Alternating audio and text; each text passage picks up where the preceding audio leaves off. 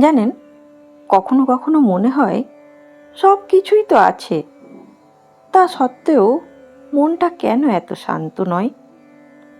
কেন ছোট ছোট কথাই মনে কষ্ট হয়? কেন রাতে ঘুমোতে গেলে চিন্তা থামেই না? কেন আমরা এত সুখ খুঁজি আর ভেতরে ভেতরে অশান্ত হয়? সব কিছু থাকা সত্ত্বেও কেন আমাদের মনের ভেতরে ভয় হয়? আমি জানি এই রকম চিন্তা আমার মতো আপনাদের অনেকেরই আসে। চলুন আজকে আমরা এই ভিডিওতে জানব মনের শান্তির 20টি সহজ উপায়। কিন্তু এই উপায়গুলো কোনো মোটিভেশনাল বক্তার কথা নয়। এগুলো এসেছে ঠাকুর শ্রী রামকৃষ্ণদেব, মা সারদা দেবী ও স্বামীজির জীবন, শিক্ষা ও বাণী থেকে। এবং এই ভিডিওটি শেষে এমন একটি উপায় বলবো যা মা সারদা দেবী তার জীবনের শেষ সময়ে ভক্তদের দিয়ে গিয়েছিলেন। আর সেই বাণী আজও লক্ষ লক্ষ মানুষকে মানসিক শান্তির পথ দেখায়। তাহলে চলুন শুরু করা যাক। প্রথম উপায়, অন্যের দোষ দেখা বন্ধ করুন। মনের অশান্তির সবচেয়ে বড় কারণগুলির একটি হলো অন্যের দোষ নিয়ে ব্যস্ত থাকা। শ্রী শ্রী মা সারদা দেবীর শেষ জীবনের অন্যতম বিখ্যাত বাণী, যদি শান্তি চাও কারোর দোষ দেখো না, দোষ দেখবে নিজের।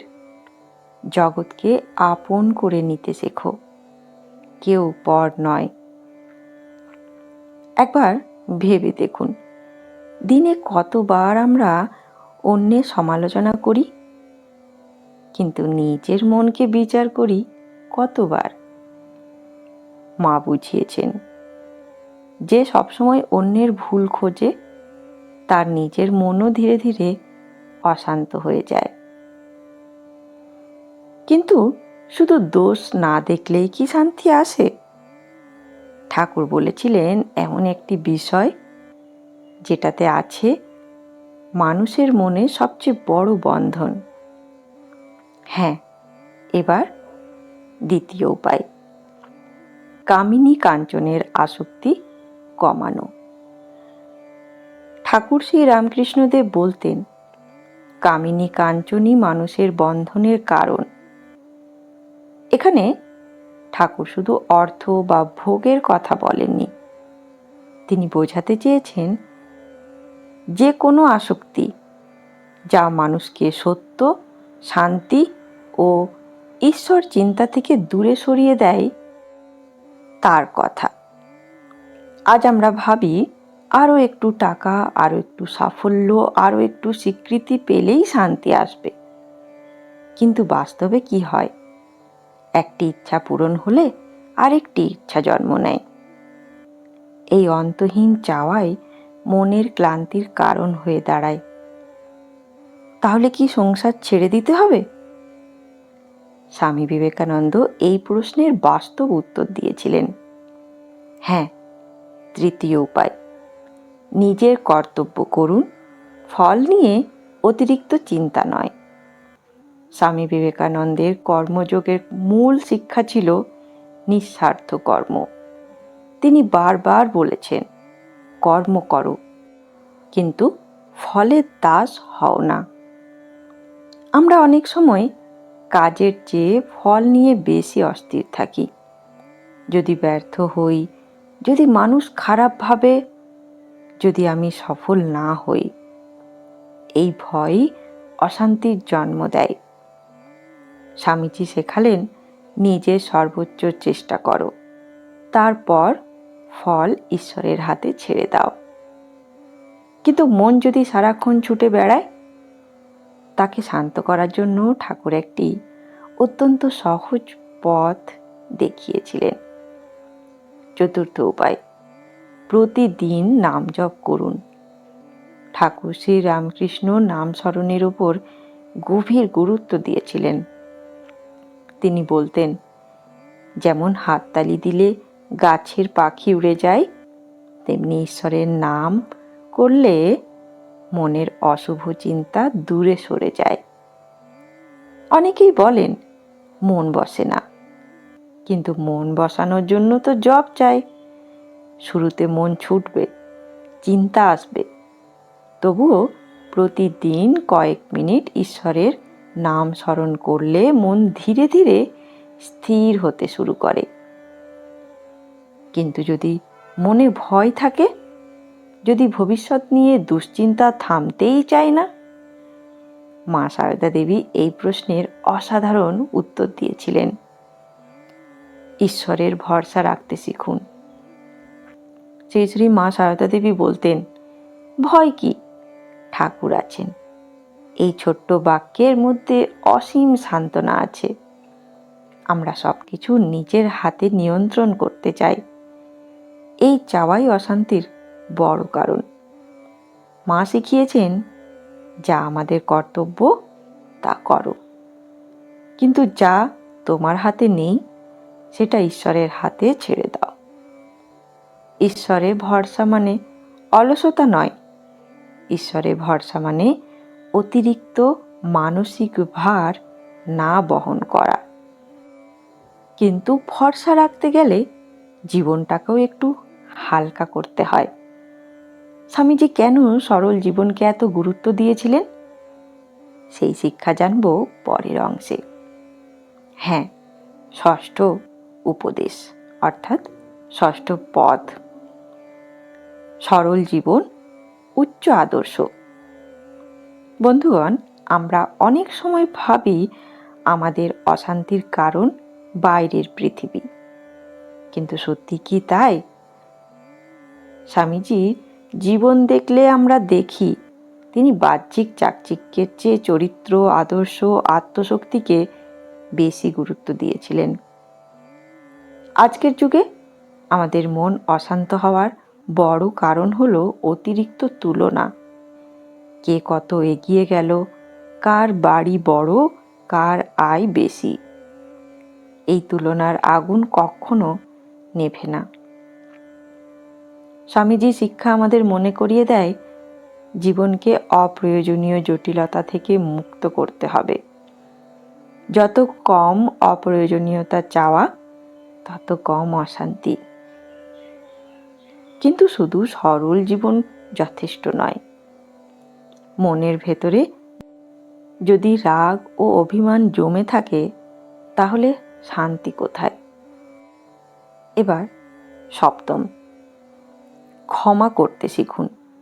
একজন মানুষ আপনাকে কষ্ট দিল, আপনি তাকে ক্ষমা করলেন না, বছরের পর বছর সেই ঘটনা মনে রাখলেন।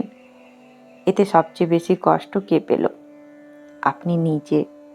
ঠাকুর শ্রী রামকৃষ্ণদেবের জীবন আমাদের শেখায়, অহংকার, রাগ, প্রতিশোধ মানুষের মনকে ভারী করে তোলে। যে ক্ষমা করতে পারে সে নিজের মনকে মুক্ত করতে পারে।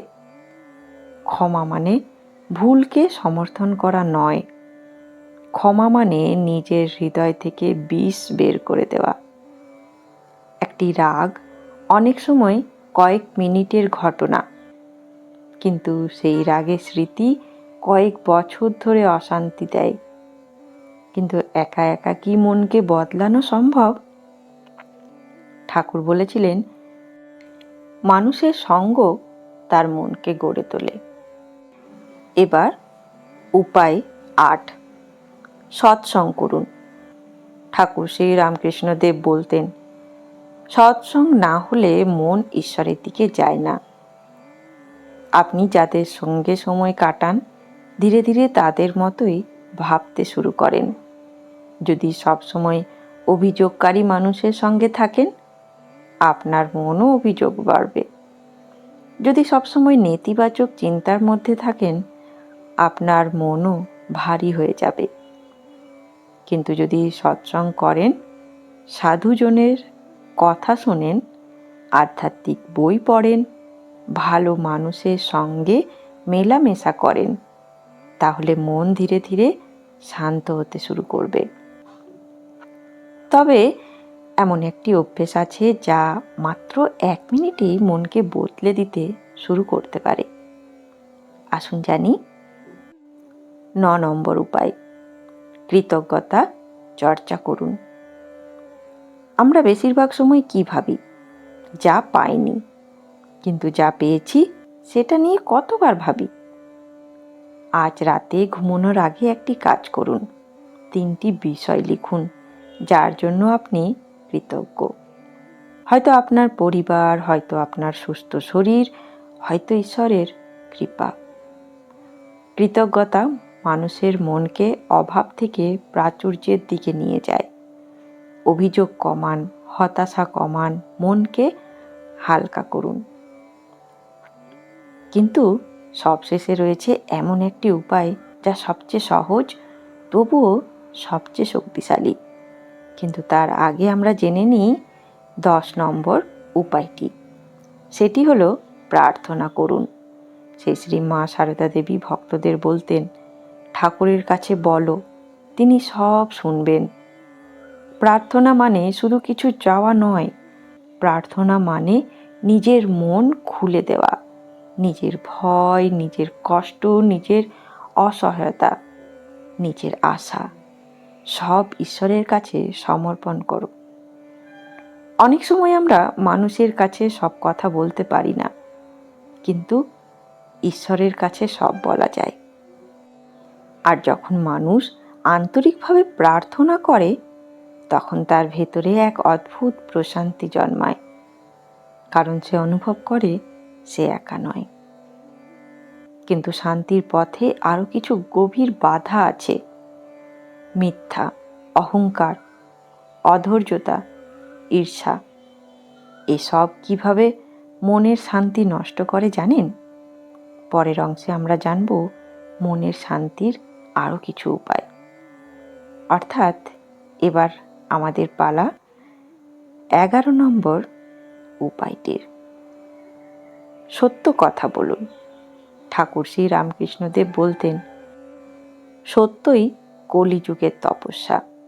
মিথ্যা কথা বললে মন সবসময় ভয়ে থাকে, কিন্তু সত্য মানুষকে ভেতর থেকে শক্তি দেয়। সত্যের ওপর দাঁড়ানো মন অনেক বেশি শান্ত থাকে। কিন্তু শুধু সত্য বললেই হবে? মনের ভেতরে যদি অহংকার থাকে, তাহলে 12 নম্বর পথটি হলো অহংকার কমান। ঠাকুর বলতেন, ঈশ্বরের কৃপার সবচেয়ে বড় বাধা অহংকার। আমি বড়, আমি জানি, আমি ঠিক। এই আমি ভাব যত বাড়ে, মনের শান্তি তত কমে। নম্র মানুষ দ্রুত শান্তি পায়, কিন্তু নম্রতা থাকলেও অনেক সময় ফল পেতে দেরি হয়। তখন কি করবেন? অর্থাৎ 13 নম্বর পথটি হলো ধৈর্য ধরুন। শ্রী মা সারদা দেবী বলতেন, সব সময় ধৈর্য ধরতে হয়। বীজ বপন করলেই যেমন সঙ্গে সঙ্গে ফল হয় না, তেমনি জীবনের সব সমস্যারও তৎক্ষণিক সমাধান হয় না। ধৈর্য অশান্ত মনকে স্থির করে, কিন্তু এমন একটি জিনিস আছে যা ধৈর্যকেও নষ্ট করে। অর্থাৎ এখানে 14 নম্বর উপায়, সেটি হলো ঈর্ষা ত্যাগ করুন। অন্যের সুখ দেখে কষ্ট পাওয়ার নামই হলো ঈর্ষা। ঈর্ষা অন্যের ক্ষতি কম করে, নিজের শান্তি বেশি নষ্ট করে। ঠাকুর শিখিয়েছেন, প্রত্যেকের পথ আলাদা, অন্যের সঙ্গে নিজের তুলনা করবেন না। তাহলে মনকে আনন্দে রাখার সহজ উপায় কি? সেটি হলো 15 নম্বর পথটি, অর্থাৎ অন্যের সেবা করুন। স্বামী বিবেকানন্দ বলছিলেন, জীবে প্রেম করে যেই জন, সেই জন সেবিছে ঈশ্বর। যখন আমরা নিঃস্বার্থভাবে কারোর উপকার করি, তখন নিজের দুঃখ অনেকটা ছোট মনে হয়। সেবা মানুষের হৃদয়কে প্রসারিত করে, আর প্রসারিত হৃদয়ে অশান্তি বেশিক্ষণ থাকে না। এবার আসি শেষ 5টি উপায়ে, যেখানে রয়েছে আত্মসমালোচনা, ঈশ্বর চিন্তা, আধ্যাত্মিক পাঠ, সময়ের সদ্ব্যবহার আর সম্পূর্ণ সমর্পণের শিক্ষা। অর্থাৎ আমরা জানব 16 নম্বর উপায়টি। প্রতিদিন নিজেকে বিচার করুন। আমরা সারাদিন অন্যের বিচার করি, কিন্তু নিজেকে কতবার বিচার করি? মা সারদা দেবী বলতেন, নিজের দোষ দেখবে। প্রতিদিন রাতে 1 মিনিট ভাবুন, আজ আমি কোথায় ভুল করেছি। এই অভ্যেসটা মনকে নরম ও শান্ত করে। কিন্তু শুধু ভুল দেখলেই হবে না, মনকে সঠিক দিকেও নিয়ে যেতে হবে। তো সঠিক দিকে মনকে নিয়ে যাওয়ার জন্য আমাদের জানতে হবে 17 নম্বর উপায়টি। সেটি হলো ঈশ্বর চিন্তা করুন। ঠাকুর শ্রী রামকৃষ্ণ দেব বলতেন, মন যে রঙে ছোপাবে সেই রঙই ধারণ করবে। সারাদিন যদি শুধু দুশ্চিন্তা করি, মন অশান্ত হবেই। আর যদি কিছু সময় ঈশ্বর চিন্তা করি, মন ধীরে ধীরে শান্ত হবে। তাই প্রতিদিন কয়েক মিনিট ঈশ্বরকে স্মরণ করুন। কিন্তু ঈশ্বর চিন্তা গভীর করতে হলে আরেকটি অভ্যেস দরকার। সেটি হলো 18 নম্বর উপায়টি, অর্থাৎ আধ্যাত্মিক বই পড়ুন। স্বামী বিবেকানন্দ, ঠাকুর ও মায়ের জীবনী পড়ুন, কথামৃত পড়ুন, শ্রী শ্রী মায়ের কথা পড়ুন। প্রতিদিন মাত্র 5 মিনিটও যদি ভালো আধ্যাত্মিক পাঠ করা যায়, তাহলে মন নতুন শক্তি পায়। ভালো চিন্তা ভালো মন তৈরি করে। কিন্তু একটি জিনিস নষ্ট করলে এই সব সাধনাই দুর্বল হয়ে পড়ে। আসুন জানি 19 নম্বর উপায়টি। সময়ের সৎ ব্যবহার করুন। অলস মন অশান্তির কারখানা। যখন আমাদের কোনো লক্ষ্য থাকে না, তখন মন অকারণে দুশ্চিন্তা করে। স্বামীজির জীবনে আমাদের শেখায়, জীবনের প্রতিটি মুহূর্ত মূল্যবান। সময়কে সঠিক কাজে ব্যবহার করলে মনও অনেক বেশি স্থির থাকে। এবার আসি আজকের সবচেয়ে গুরুত্বপূর্ণ এবং শেষ উপায়, অর্থাৎ 20 নম্বর উপায়। সব কিছু ঈশ্বরের কাছে সমর্পণ করুন।